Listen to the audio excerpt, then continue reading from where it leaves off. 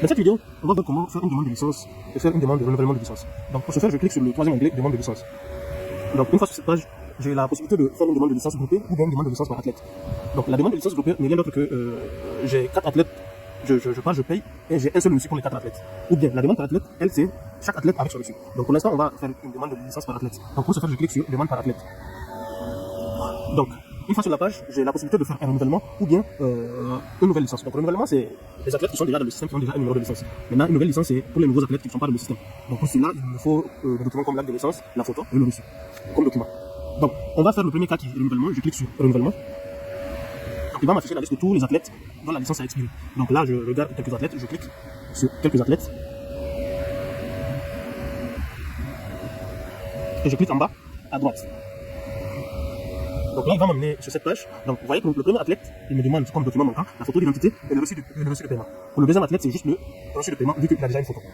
Donc on va commencer pour celui qui a déjà une photo. Donc vous voyez là le bouton envoyer la demande, il me dit que je ne peux pas envoyer parce que je dois compléter les documents. Donc pour ce faire, je clique sur l'athlète en question. Là vous voyez, il m'affiche photo d'identité et reçu de paiement. Si vous constatez, le reçu de paiement est en rouge. Cela veut dire que le reçu de paiement est obligatoire. Donc la photo n'est pas obligatoire vu qu'il a déjà une photo. Donc si vous voulez par exemple changer la photo, vous cliquez sur photo pour changer la photo. Mais c'est pas une obligation. Le reçu de paiement lui est obligatoire. Donc pour scanner le reçu de paiement, vous cliquez sur le bouton plus. Donc automatiquement votre caméra sera ouverte. Donc vous essayez de scanner le reçu. Donc là c'est juste un exemple. Si c'est bon, je clique sur scanner. Donc il va essayer de scanner. Voilà, donc vous voyez, donc on suppose que ça c'est notre reçu. Donc après ça, si le reçu par exemple est à l'envers ou bien est mal scanné, j'ai la possibilité de rogner, de bien scanner le reçu et de ôter le reçu quand il est à l'envers. Donc voilà, là je fais apply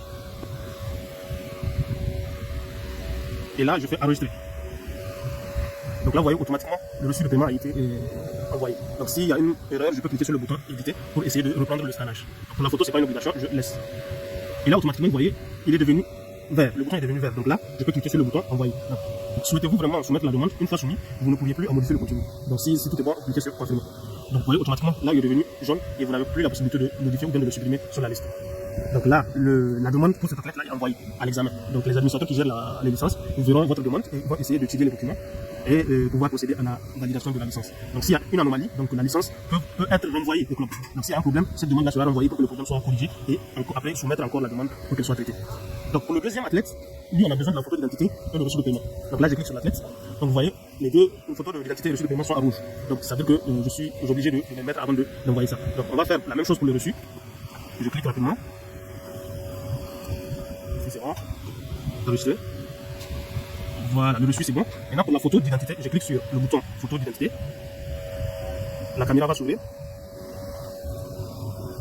Donc la même chose, c'est juste un exemple, j'essaie de prendre juste ça en guise de photo. Mais là, pour ce cas-ci, si vous devez photographier l'athlète. Donc les photos manuelles ne sont pas permises, vu que vous avez la possibilité d'avoir physiquement de l'athlète. Donc vous devez prendre une photo claire de l'athlète lorsqu'il est au club. Donc là c'est juste un exemple, je prends ça en photo. Donc, après je fais sur OK, je clique sur OK.